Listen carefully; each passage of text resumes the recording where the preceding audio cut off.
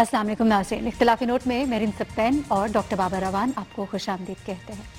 सदी की मौत आज इकबाल और जावेद नामा उदास से। हम डॉक्टर जस्टिस जावेद इकबाल के रुखसत होने पर अल्लामा इकबाल के तमाम मद्दाहों से ताज़ियत करते हैं। नाज़रीन, आज के प्रोग्राम में NA 122 का खुसूसी तज्जिया भी शामिल होगा। इस पर हम बात करेंगे, कौन खतरे में है, क्या तसादुम हो सकता है, ये हमारा सवाल है। जानेंगे डॉक्टर बाबर रवान इस पर क्या कहते हैं। दीवारें बर्लिन की 25वीं सालगिरह और कौन कौन सी दीवारें हैं जो कि गिरनी है, ये हमारा सवाल है। दानिश स्कूल, आयोडीन की कमी या दानिश की? तलाशी गुमशुदा में कहाँ है मुहाफिज किसान के, हम जानना चाहते हैं। साथ ही साथ सोशल मीडिया से अवाम की आवाज और हमारी आवाज अवाम के नाम। डॉक्टर साहब, बात का आगाज करते हैं।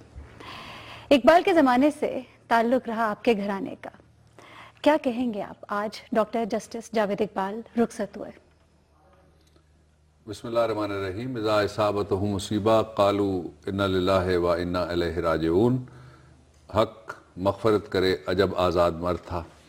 ये जो अपना गरीबां चाक किताब है, ये देखने और पढ़ने के काबिल है। ये डॉक्टर साहब की 11वीं किताब है। इससे पहले 10 किताबें उन्होंने और तसनीफ़ की। ये अल्लामा इकबाल के बेटे होना सिर्फ एक हवाला है उनका। उसके बाद 40 साल में बतौर फ़िलासफ़र सारी दुनिया के अंदर वो मज़हब के बारे में, कानून के बारे में और नेशनलिज़म के बारे में और जो कॉम्पिटिटिव स्टडीज़ हैं दूसरी, उनके ऊपर वो लेक्चर देते रहे। और उनको दुनिया सिर्फ इस नाम से नहीं जानती कि वो शायर मशरक़ के फर्जंद, इससे बड़ा एजाज़ किसी के लिए हो नहीं सकता। उन्होंने अपनी भी एक आइडेंटिटी इंडिपेंडेंट भी इस्टेब्लिश की। फिर दूसरा जो उनकी ज़िंदगी का पहलू है वो दिलचस्प भी है एक एतबार से कि 5 अक्टूबर 1924 को वो पैदा हुए और अक्टूबर के महीने में ही 3 अक्टूबर 2015 उनकी रहलत का दिन है। तकरीबन 91 साल उनकी उम्र थी। अब इस उम्र में उन्होंने अपने करियर का आगाज़ किया लाहौर हाई कोर्ट में वकालत के ज़रिए से। उनके वालिद डॉक्टर अल्लामा सर मोहम्मद इकबाल साहब अलैहि रहमत ने भी अपने बाकायदा प्रैक्टिसिंग लॉयर की हैसियत से लाहौर हाई कोर्ट में उन्होंने भी वकालत की। फिर उनकी जो तीसरी जनरेशन है, दोनों मेरे दोस्त हैं, एक मुनीब साहब हैं और फिर वलीद इकबाल हैं। वलीद इकबाल प्रैक्टिकल पॉलिटिक्स में भी हैं, दोनों वकालत करते हैं। उनकी बेगम साहिबा, उनको पाकिस्तान पीपल्स पार्टी के दौरे हुकूमत में शहीद बीबी साहिबा जब वुमेन एम्पावरमेंट कर रही थी, ख़वातीन के थाने बनाए गए, ख़वातीन का बैंक अलहदा तरतीब दिया गया, तो पहली खातून जज होने का उनको एजाज़ है नासा साहिबा को।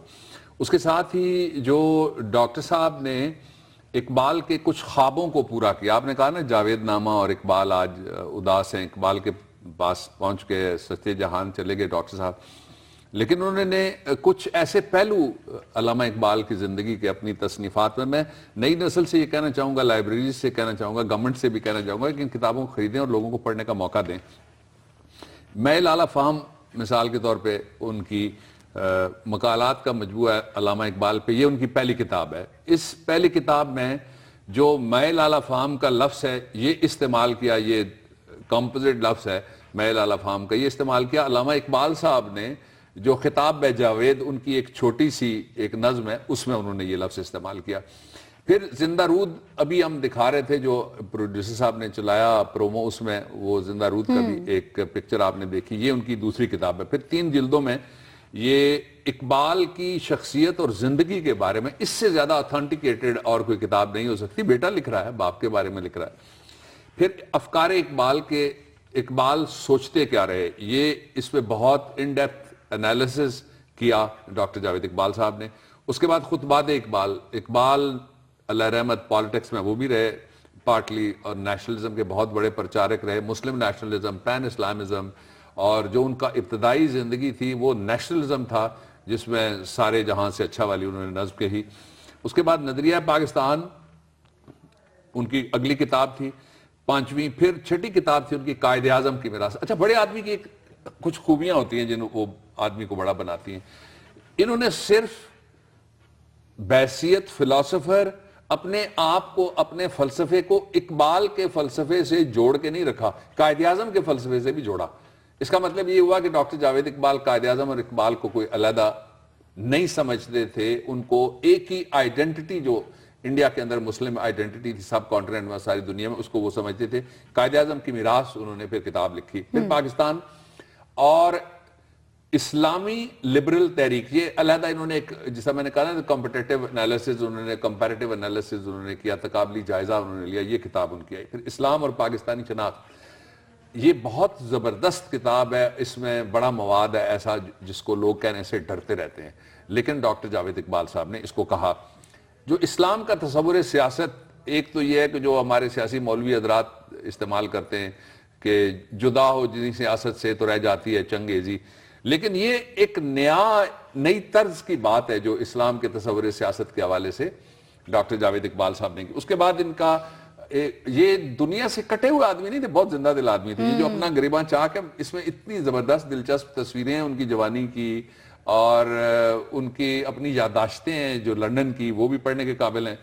یہ جو کتاب ہے ان کی ڈراموں اور افسانوں کا ایک مجموعہ ہے، جہان جاوید، یہ کتاب ان کی 10ویں ہے، اور آخری ان کی کتاب تھی اپنا گریباں چاک۔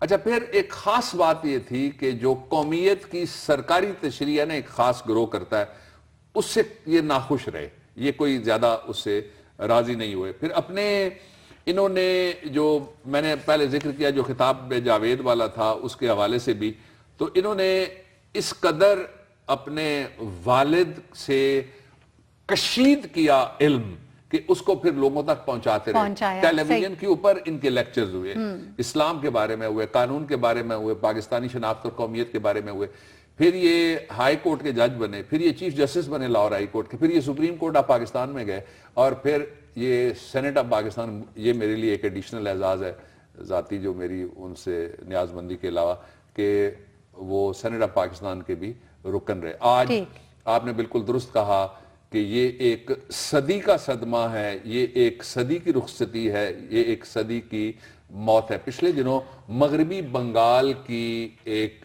ترقی پسند حکومت نے جشن اقبال کیا۔ مجھے بڑا ہی عجیب لگتا ہے کہ جو لوگ علامہ اقبال کے گا گا کے لہرا لہرا کے ہم سارے شعر پڑھتے رہتے ہیں، ہمارا کوئی جمعے کا خطبہ بھی ایسا نہیں ہے جس میں ایک دوسرے کے خلاف استعمال کرنے کے لیے ہم کوئی نہ کوئی شعر علامہ اقبال کا نہ ڈھونڈیں، لیکن ہم جشن اقبال منانے سے گھبراتے ہیں۔ یوم اقبال آتا ہے، یوں لگتا ہے جس طرح کوئی ایک دو ادارے ہیں جنہوں نے ذمہ داری لی ہوئی ہے، وہ بڑی ان کی ہمت ہے، وہ یہ کام کرتے رہتے ہیں۔ تو یہ وہ ہے جو ہمارا سرمایہ نے یاد رکھنا چاہیے۔ اچھا بابر صاحب، ایک بات میں کر لوں، ضرور۔ مغربی بنگال کی حکومت نے ان کو جشن اقبال میں، یہ ابھی کی بات ہے، تازہ ترین بات ہے، اسی سال کی بات ہے، ان کو دعوت دی کہ آپ تشریف لائیں۔ صحت کی خرابی کی وجہ سے شوکت خانم ہاسپٹل میں ہاسپٹلائز تھے، زیر علاج تھے، یہ نہیں جا سکے۔ ولید کو انہوں نے بھیجا۔ ولید جب وہاں سے ہو کے آئے تو پھر وہ اسلام آباد میرے گھر آئے، ولید اقبال، ان سے پھر میں نے وہ ساری تفصیل بھی سنی اور فرسٹ ہینڈ انہوں نے بتایا۔ تو اقبال اور ڈاکٹر جاوید اقبال ہمارا عالمی چہرہ ہے، ہماری عالمی شناخت ہے، ان کو چیرش کرنا چاہیے۔ مجھے امید ہے کہ کوئی بڑا ادارہ ڈاکٹر جاوید اقبال کے نام کے اوپر لاہور میں، پورے پاکستان میں جہاں جہاں بھی لوگ بننا چاہیے، تاکہ ان کی یہ تخلیقات اور وہ غیر مطبوعہ چیزیں اور اقبال کے بیٹے کی جو محبت کی داستان ہے، اس کو ہم اپنی قومی داستان سمجھ کے اس داستان کو محفوظ رکھیں، اس کو جاری رکھیں، اپنے بچوں کو سنائیں۔ جی آپ کیا فرما رہی تھی؟ بابر صاحب وہ ایک ذکر کیا تھا، میں چاہتی تھی ذرا جلدی سے، کیونکہ وقت مختصر ہے سیگمنٹ کا، آپ نے ہم بات کر رہے تھے کہ اقبال کے گھرانے سے، اقبال کے زمانے سے تعلق رہا، کچھ زیادہ کچھ وہ باتیں جو لوگوں کو شاید نہیں معلوم، ان کے بارے میں کچھ شیئر کریں۔ دیکھیے، دو باتیں میں آپ کو عرض کر دیتا ہوں۔ ہمارے ایک بہت مہربان تھے، میرے والد صاحب کے دوست تھے، راجہ حسن اختر خان صاحب، کرنل ظہور اختر صاحب ان کے بیٹے، اچھا، اور ان کے ساتھ میں نے جب ان کا ذکر کیا، ولید سے جو آخری ملاقات ہوئی کچھ عرصہ پہلے، کچھ ہفتے پہلے کہہ لیجئے، تو میں نے جب ذکر کیا تو وہ کہنے لگے کہ حکیم کرشی صاحب اور راجہ حسن اختر صاحب یہ دو آدمی تھے جس دن علامہ اقبال کی رحلت ہوئی اس دن یہ ہمارے گھر تھے۔ اب یہ لمبی تفصیل ہے، یوم اقبال پہ اس میں کسی دن ہم جائیں گے، لیکن آخری بات جو میں کہنا چاہتا ہوں وہ یہ کہنا چاہتا ہوں کہ جو خطاب بے جاوید میں ایک مصرع ہے علامہ اقبال کا، اس کو ہم سب کو جو ریاست کے ذمہ دار ہیں، جو معیشت کے ذمہ دار ہیں، معاشرت کے ذمہ دار ہیں، یا اس ملک کے ذمہ دار ہیں، یاد رکھنا چاہیے خود ہی نہ بیچ، غریبی میں نام پیدا کر. کیا بات ہے، کیا بہت ہی خوبصورت بات. اچھا بابر صاحب، ذرا سیاست کی طرف آتے ہیں اور دیکھتے ہیں کہ سیاست میں کیا ہو رہا ہے. N122 کی بات کرتے ہیں. اچھا N122 میں جو تجزیے اس وقت کہہ رہے ہیں، جو سروے اس وقت کہہ رہے ہیں، وہ بھی یہ کہہ رہے ہیں کہ نون لیگ پی ٹی آئی سے کافی آگے ہے. آپ کا تجزیہ اب چاہیے، آپ کیا کہتے ہیں؟ کون آگے ہے، کون پیچھے ہے، کون خطرے میں ہے، کون نہیں خطرے میں؟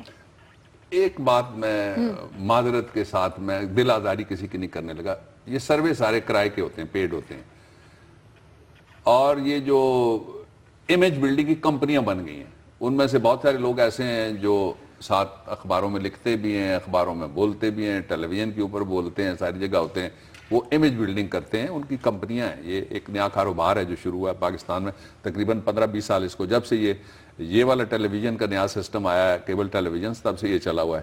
اس لیے سرویز کے اوپر میں نہیں جاؤں گا. آپ کا تجزیہ اچھا، کیا کہتا ہے؟ اتھینٹک سرویز بھی ہو سکتے ہیں، لیکن میں ان کو نہیں کہہ رہا. میں جو عمومی سروے، جو کمرشل سرویز ہیں، میں ان کی بات کر رہا ہوں.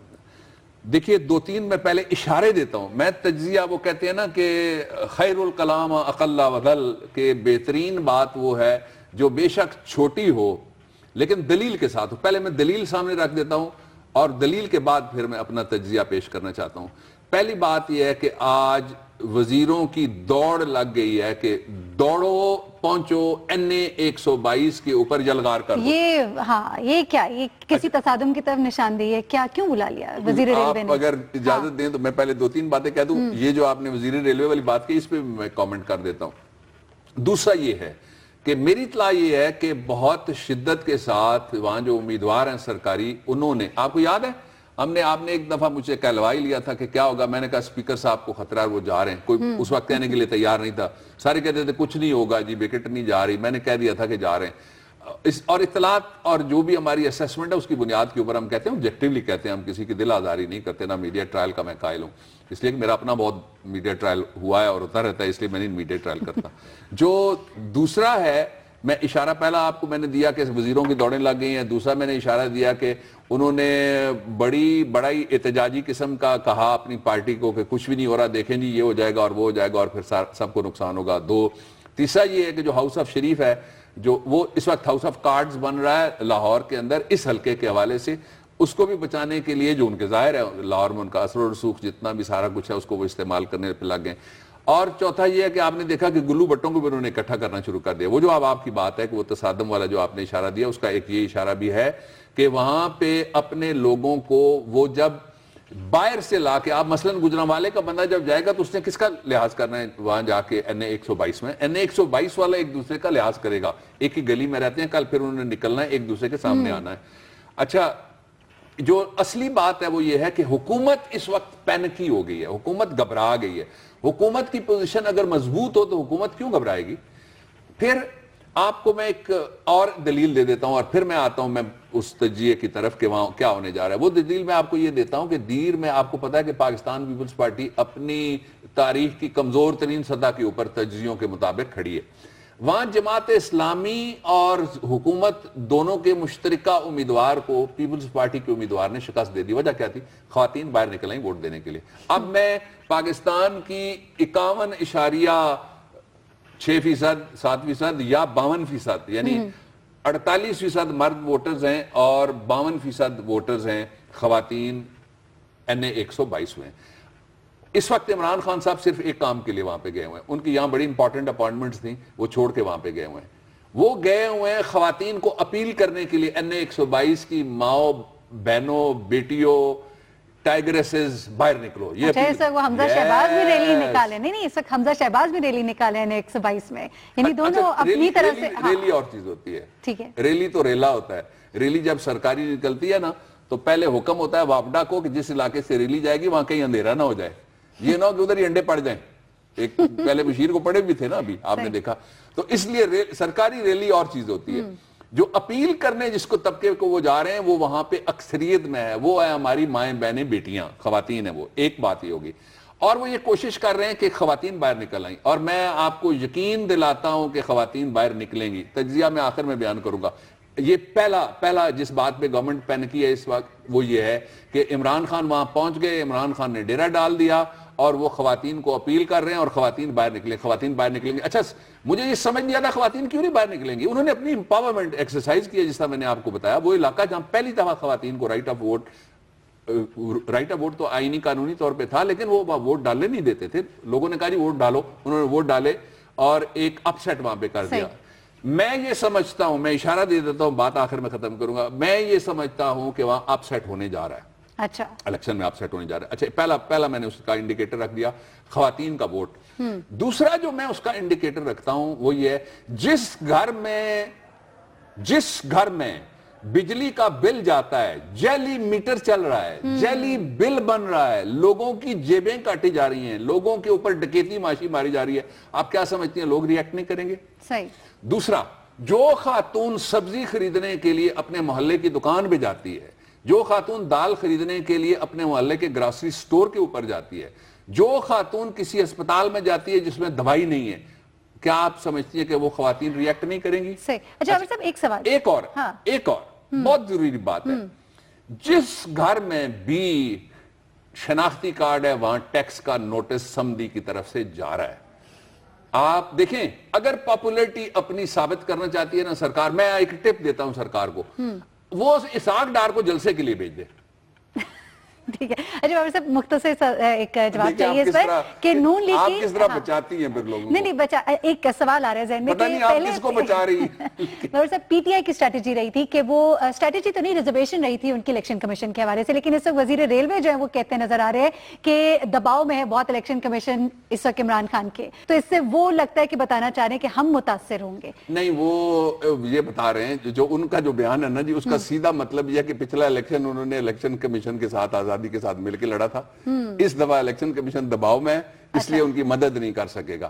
انہوں نے تو ایک کنفیشنل ٹائپ کی سٹیٹمنٹ دے دی ہے, بائی امپلیکیشن کنفیشن ہے یہ, کہ ان کو پھر تو یہ ان کے بیان سے تو دوسری بات یہ نکلتی ہے کہ جو عمران نے کہا ہے کہ امپائر ابھی بھی دوسری طرف ملا ہوا ہے, تو امپائر دباؤ میں آ گیا نا. وہ سمجھتے ہیں کہ انگلی یوں رہے تو ہم جیتے ہوئے ہیں. ٹھیک ہے بابا صاحب, دو پارٹیز کا تو ہم ذکر کرتے ہیں N122 میں, پاکستان پیپلز پارٹی یہ بھی بتا دے کہاں سٹینڈ کریے N122. پی پی پی پہ جانے سے پہلے میں تبصرہ مکمل کر دوں, اپ سیٹ ہونے جا رہا ہے. اچھا, اور اپ سیٹ کو اگر رکے تو میں سمجھتا ہوں کہ پھر کوئی مینجمنٹ ہی ہو سکتی ہے. انڈیپینڈنٹ الیکشن ہو گیا تو اپ سیٹ کوئی نہیں رکے گا 122 میں. اچھا, اور پاکستان پیپلز پارٹی 122 میں. اچھا, دوسرا جو پاکستان پیپلز پارٹی کا یہ الیکشن ہے, جس طرح میں نے پہلے کہا کہ مشکلات اور ان کی جو بھی صورتحال ہے سیاسی, اس کے باوجود یہ ایک سیاسی طور پہ اچھا فیصلہ ہے کہ انہوں نے پروسیس کو جوائن کیا ہے. اور دونوں جوان, ایک افتخار جو لڑ رہے ہیں ایم پی اے کے لیے اور عامر صاحب جو لڑ رہے ہیں ایم این اے کے لیے, یہ دونوں وکیل ہیں. ٹھیک ہے, ایک بیرسٹر ہیں, ایک لائر ہیں. اور یہ الیکشن اسی طرح کا لڑ رہے ہیں جس طرح جب مشرف صاحب کی مہربانی کے ساتھ ہاؤس آف شریف جدہ کے سرور پیلس میں چلا گیا تھا نا, تو پی ایم ایل این اسی طرح کے الیکشن لڑا کرتی تھی. الیکشن لڑنا ان کا بالکل ٹھیک فیصلہ ہے اور ان کو موجود رہنا چاہیے فیلڈ میں, اور اس بات کی پرواہ نہیں کرنی چاہیے کہ کتنے ووٹ ملتے ہیں. اس بات کی ضرور پرواہ کرنی چاہیے کہ وہ میدان میں رہیں اور اپنے ووٹ اپنے پاس ڈلوانے کی کوشش کریں. چلے ٹھیک. اچھا ذرا پی آئی اے کے بحران کی بھی بات کر لیتے ہیں, بریک کا بھی وقت آ گیا ہے. پلیز بتا دیجئے کہ اس وقت جو بحران ہے آپ کس طرح سے اس کو دیکھ رہے ہیں, کس کی ذمہ داری ہے؟ پی آئی اے اس کے لیے ذمہ دار ہے, پالپا اس کے لیے ذمہ دار ہے, کس طرح سے؟ دیکھیے, پائلٹوں کے اوپر الزام لگا کے جو لوگ پی آئی اے کو لنڈے کے بھاؤ فروخت کرنا چاہتے ہیں, لنڈے کے بھاؤ فروخت کرنا چاہتے ہیں, انہوں نے 55 فلائٹس کینسل کی ہیں.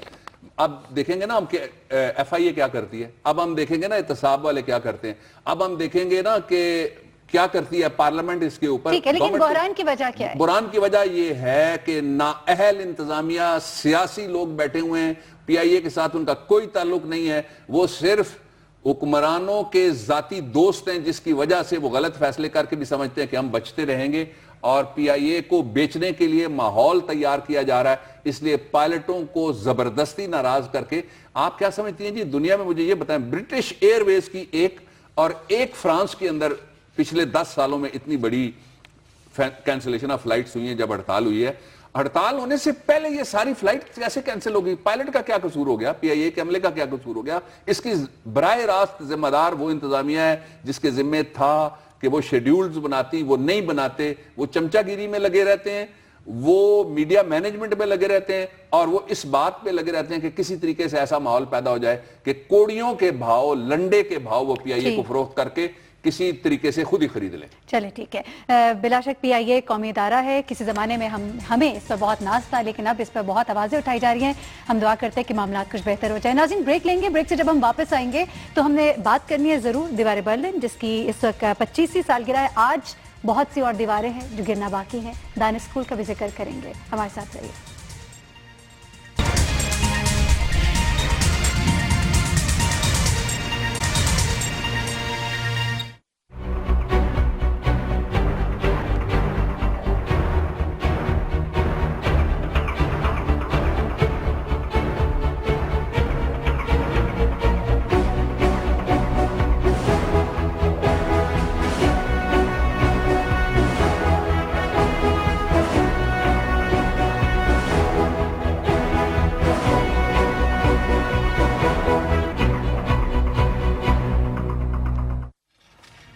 جی، دیوار برلن جس کو گرے آج 25 سال ہو گئے، آج اس کی 25ویں سالگرہ بھی منائی گئی۔ بابر صاحب، بہت سی اور دیواریں ہیں جو بھی گرنا باقی ہے۔ کیا اچھی بات آپ نے کی۔ پہلے تو خراج تحسین ہے ایسٹ اور ویسٹ جرمنی کو، جس نے عالمی استعمار کے ذریعے سے جو تقسیم کی دیوار تھی اس کو آج سے 25 سال پہلے آج کے دن گرا دیا۔ صحیح۔ اور پھر جو نیا جرمنی ہے اس کو اس بات پہ بھی خراج تحسین ہے کہ انہوں نے جو عرب دنیا کے اور کچھ ایشیا کے دوسرے ملکوں کے بھی جو مہاجرین ہیں ان کے لیے اپنے دروازے کھول دیے، اور پہلے فیصلہ کیا، فرانس بھی ان سے ناراض ہوا کہ آپ نے کہا کہ ہمارے پاس آئیے، ہم ان کا استقبال کریں گے۔ ایک تانا بھی اس نے دیا مسلم حکمرانوں کو اور بادشاہوں کو۔ انجیلا مارکل کے نام یہ تانا چل رہا ہے کہ انہوں نے کہا کہ ہمارے جو مقدس شہر ہیں ان کے جو اس وقت امیر ہیں یا جو بھی ہیں وہاں پہ حکمران، ان کا نام لے کے انہوں نے کہا کہ یہ شہر بڑے قریب ہیں، لیکن ہمارے پاس جو لوگ آ رہے ہیں ان کو کہو ہمارے دروازے کھلیں۔ اور لوگوں کو کہا کہ جاؤ کیک، بسکٹ اور جوسز لے کے جاؤ، ٹرین سٹیشنوں پہ ان کا استقبال کرو۔ باقی جو ممالک تھے وہاں پہ ہاسٹیلٹی کا سامنا کرنا پڑا لوگوں کو۔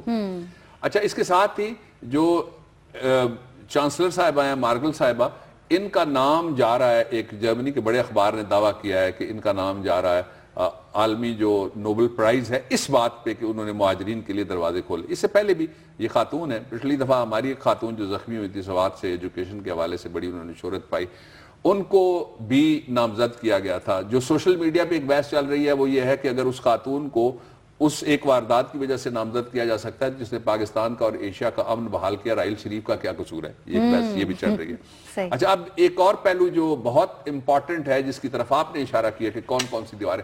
پہلی دیوار، سب سے پرانی دیوار وہ ہے جو مقبوضہ فلسطین میں قائم کی ہوئی ہے اسرائیل نے، جو مغرب کا اور سیکنڈ ورلڈ وار کا ناجائز بچہ اس کو لوگ کہتے ہیں illegitimate child، اس نے جو قائم کی ہوئی ہے اس کو ٹوٹنا چاہیے، اور غزہ کو آزاد ہونا چاہیے، جولان ہائٹس کو آزاد ہونا چاہیے، قبلہ اول کو ہمارے آزاد ہونا چاہیے۔ دوسری دیوار وہ پیونگ یانگ اور سیول کو جدا کرتی ہے، نارتھ کوریا کو اور ساؤتھ کوریا کو جدا کرتی ہے۔ وہ تو خلا میں سے بھی وہ دیوار اتنی بڑی کنکریٹ کی دیوار ہے جو نظر آتی ہے دیواریں چین کے بعد، اس کو بھی ختم ہونا چاہیے۔ امپیریلزم کی وہ نشانی ہے، جب امپیریلزم تھا اس علاقے میں امریکہ بھی بیٹھا ہوا تھا ان کو مارنے کے لیے، تقسیم کرنے کے لیے۔ 1935 میں یہ جنگ ہوتی ہے۔ اس جنگ کے بارے میں کہتے ہیں کہ پیونگ یانگ کی کوئی اینٹ ایسی نہیں تھی جس پہ پتھر نہ گرا ہو اور جس کے اوپر بم نہ گرا ہو، کوئی پتھر ایسا نہیں تھا جو بم سے بچا ہو۔ اچھا، پھر تیسرا ان کا، میں گیا ہوں کینسونگ ان کا بارڈر ہے، دونوں طرف، وہاں ایک طرف امریکی فوج بیٹھی ہوئی ہے سیول کی طرف، اور ادھر جو ان کی ریڈ آرمی ہے، یہ اپنی ان کی ترقی پسند آرمی ہے، وہ بیٹھی ہوئی ہے جو نارتھ کوریا پیونگ یانگ جس کا دارالحکومت ہے، اور لاؤڈ سپیکر لگا کے یہ سارا دن پہاڑ سے اتر کے جب اس بارڈر پہ، وہاں ہر سال بڑا بلڈی قسم کا ایک دوسرے کو مارتے ہیں اور قتل کرتے رہتے ہیں فوجی۔ تو وہاں اس طرح لگ رہا تھا مجھے جیسا کوئی سرکس میں لگے ہوتے ہیں نا، میلے میں جائیں تو سرکس میں لگے ہوئے لاؤڈ سپیکر کہ ادھر آؤ یہ لے لو، ادھر آؤ یہ دیکھو، اس طرح کا وہاں پہ ماحول تھا۔ یہ دیوار گرنی چاہیے۔ اور آخری دیوار جس کا میں ذکر کرنا چاہوں گا وہ ایل او سی کی ہے، جو لائن آف کنٹرول ہے، مقبوضہ کشمیر آزاد کشمیر کو جو جدا کرتی ہے، جو سری نگر مظفر آباد کو جدا کرتی ہے، جو مینڈر اور ہماری طرف ہے تھکیالہ گاؤں سردار سکندر ایاد کا، اس کو وہ جدا کرتی ہے، اس کو بھی ختم ہونا ہے اور اس کو ہم نے انشاءاللہ العزیز ساری دنیا کے اندر کشمیریوں کا مقدمہ لڑتے رہنا ہے تاکہ اس کا خاتمہ کیا جا سکے. ٹھیک، یہ آج کا جو دن ہے دیوار برلن 25ویں سالگرہ جو منائی جا رہی ہے، یہ ایک سمبل ہے، اور یہ سمبل یہ بتاتا ہے کہ وہ تمام وہ دل جو ایک دوسرے سے جڑے ہوئے ہیں انہیں ان دیواروں کے ذریعے جدا نہیں کیا جا سکتا. بابر صاحب، دعوے بہت بڑے بڑے تھے، لیکن ہم نے دیکھا دانش اسکول کی بات کر رہی ہوں کہ وہ نتائج دانش اسکول نہیں دے سکا. اور دوسری بات ساتھ ہی جوڑ دیتی ہوں کہ سرکاری اسکولوں کا کیا قصور ہے، وہ کیوں نگلیکٹڈ ہے؟ اتنا خربوں پیسہ جو دانش اسکول پہ لگایا گیا، یہاں تو بلڈنگز، واش رومز، ہر طرح کے مسئلے کھڑے ہیں. یہ دونوں باتیں ذرا بتائیے. دیکھیں جی، دانش اسکول میں یا تو بنانے والوں میں کوئی آیوڈین کی کمی تھی یا دانش کی کمی تھی. میں کچھ بڑے چشم کشا قسم کے حقائق ہیں جو آج قوم کے سامنے ان اسکولوں کے حوالے سے. پہلا تو آپ نے بتا دیا میٹرک کے جو امتحانات کے اڑا کے رکھ دیا پرائیویٹ سکولز نے، اڑا کے رکھ دیا پرائیویٹ سکولز نے. اور جو پنجاب ہے اس کے اندر اس وقت 14 دانش سکول بنائے گئے ہیں، 7 لڑکیوں کے لیے اور 7 ہی لڑکوں کے لیے ہیں. اور یہ 14 ٹوٹل تعداد ہے. 5216 اس کے اندر کل بچے پڑھنے والے ہیں. اور ان کی جو فیسلٹیز ہیں ذرا وہ دیکھ لیجئے گا. 2011 میں پچھلی گورنمنٹ میں افتتاح کیا تھا. یہی ہمارے جو پسندیدہ وزیر اعلیٰ ہیں پنجاب کے، انہوں نے افتتاح کیا تھا، جو خادم اعلیٰ ہیں. فیسلٹیز کیا ہیں دانش سکول؟ ان میں ماڈرن سکولز ہیں اور منی لیپ ٹاپس کے اوپر بچے پڑھتے ہیں. آپ ذرا دیکھ لیجئے گا، یہ پاکستان کا سب سے بڑا صوبہ 15 کروڑ آبادی کا، اس کے اندر کس طرح سے تقسیم ہے، طبقات کی تقسیم کس طرح ہے. اچھے بچے اور غیر اچھے بچے کہہ لیجئے جو انہوں نے بنائے ہوئے. ہمارے لیے تو بچے سب سے اچھے. آرٹس کلب ہے یہاں پہ، کمپیوٹر کلب ہے، سائنس کلب ہے، لائبریری ہے، ہاسٹل ہے، پلے گراؤنڈ ہے. مجھے کوئی اس بات سے تعرض نہیں ہے کہ نہ ہو، ساری جگہ ہو، سب جگہ ہو. اچھا، کلبز کیا ہیں یہاں پہ؟ کلب ہے arts club, science club, gardening club, sculpture یعنی صنم تراشی کا، بت بنانے کا. بہت سے پرائیویٹ سکولز بھی جو ہیں وہ اس سے ایگری کریں گے. کرکٹ گراؤنڈ، فٹ بال گراؤنڈ، ہاکی گراؤنڈ، باسکٹ بال ہیں جی. اچھا، اب جو ان کے اوپر پیسے خرچ کر دیے گئے، میں جلدی پھر ابھی آپ نے کہہ دینا ہے کہ ٹائم ہمارے پاس کم ہے، میں جلدی بتا دیتا ہوں کہ اس وقت جو انہوں نے دانش سکول جو بنایا گیا تھا وہ حاصل پور بہاولپور میں، اس کے اوپر جو خرچ کیا گیا تھا 84.71 کروڑ روپے کا وہاں پہ سکول بنانے پہ خرچہ ہوا. 1 ارب سے تھوڑا سا کم. پھر جو دانش سکول چشتیاں میں بنایا گیا تھا اس پہ 83.52 کروڑ روپے کا خرچہ ہوا. اسی طرح سے دانش سکول رحیم یار خان پہ 80.56 کروڑ روپے کا خرچہ ہوا. اور جو کم خرچہ ہوا سب سے زیادہ وہ ہوا میاں والی میں 66.80 کروڑ روپے، اور ڈسٹرکٹ اٹک میں 79.95 کروڑ روپے، اور راجن پور میں 77.27 کروڑ، اور ڈیرہ غازی خان میں 63.30 کروڑ روپے. اب ہوا کیا ہے؟ جو تعمیراتی تخمینہ تھا اس میں ہیرا پھیری ہوئی. پہلی بات یہ ہے اس کی تفتیش کی ضرورت ہے، تحقیق کی ضرورت ہے، اس کے احتساب کی ضرورت ہے. دوسری بات یہ ہے کہ من پسند ٹھیکیدار لائے گئے. تیسری بات ناقص میٹیریل استعمال ہوا. دانش سکولوں کے اشتہار چلانے پہ بہت اچھا کیا، ہمارے پروگرام کو دے دیں جی آدھے اشتہار، ہمیں کوئی اعتراض نہیں ہے، لیکن صرف خرچہ کتنا ہوا؟ 29 کروڑ روپے اشتہاروں پہ اور تصویروں پہ اس غریب قوم کے خرچ ہو گئے. اب اس کے مقابلے میں جو ایجوکیشن ہے جی، ڈیولپمنٹ پروگرام جو 2015 اور 16 کا ہے، یہ ہمارے پاس ہے. پنجاب ایجوکیشن فاؤنڈیشن کو ملینز میں جو دیا گیا، دانش سکولوں کو جو دیا گیا، پنجاب ایجوکیشن انڈاؤمنٹ فنڈ کو جو دیا گیا، لاہور نالج پارک کو جو دیا گیا، یہ ایک طرف رکھ دیجئے گا. اب میں جلدی سے آپ کو بتا دیتا ہوں کہ پنجاب میں کیا سکول ہیں. پنجاب میں 59,695 سرکاری سکول ہیں، 1,86,000 بچے پڑھتے ہیں، 3,21,064 اساتذہ ہیں، 62,775 سکول اس میں اساتذہ کی اسامیاں خالی ہیں اور نوکریاں سیاسی طور پہ تقسیم کی جاتی ہیں. 62,775 اسامیاں خالی کر کے پھر آپ کہتے ہیں کہ آپ جو 1 لاکھ سکول اس وقت چل رہے ہیں پرائیویٹ سیکٹر میں، جن کی قدر کرنی چاہیے اور ان کے حوالے سے جو مسائل ہیں وہ بھی سامنے لانے چاہیے، ان کے ساتھ آپ کہتے ہیں ان بچوں کے آپ مقابلہ کریں. اچھا، 6,514 سکولوں میں بجلی نہیں ہے، 1,380 سکولوں میں بیت الخلاء نہیں ہے، 4,727 سکولوں کی عمارتیں خطرناک ہیں. یہ رونا اس طرح کا ہے کہ اس کے اوپر نوع لکھا جا سکتا ہے. صحیح ہے، بالکل بابر صاحب. اور کہنا ہمارا یہ ہے کہ آپ بالکل دانش اسکول پر توجہ دیجئے، لیکن وہ تمام سرکاری اسکول بھی آپ کے توجہ کے اس وقت طلبگار ہے. بریک لیتے ہیں، بریک سے واپس آئیں گے تو ہم نے ضرور تلاش گمشدہ میں کسانوں کے محافظوں کو تلاش کرنا.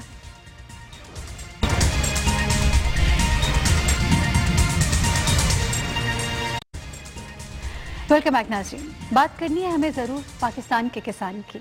पाकिस्तान का किसान जिसका अब सब्र ख़त्म होता नज़र आ रहा है। बाबर साहब, 2 हफ्ते के अंदर उन्होंने अब कह दिया कि हम सड़कों पर निकल आएंगे, भरपूर तरीके से निकल आएंगे। क्या किया जा रहा है? क्या इनको मजबूर किया जा रहा है कि वो वाकई अब सही तरीके से, मुनज़्ज़म तरीके से मैं कहूँगी, सड़कों पर निकल आए? और फिर क्या होगा? कोई दूसरी चॉइस ही नहीं बची।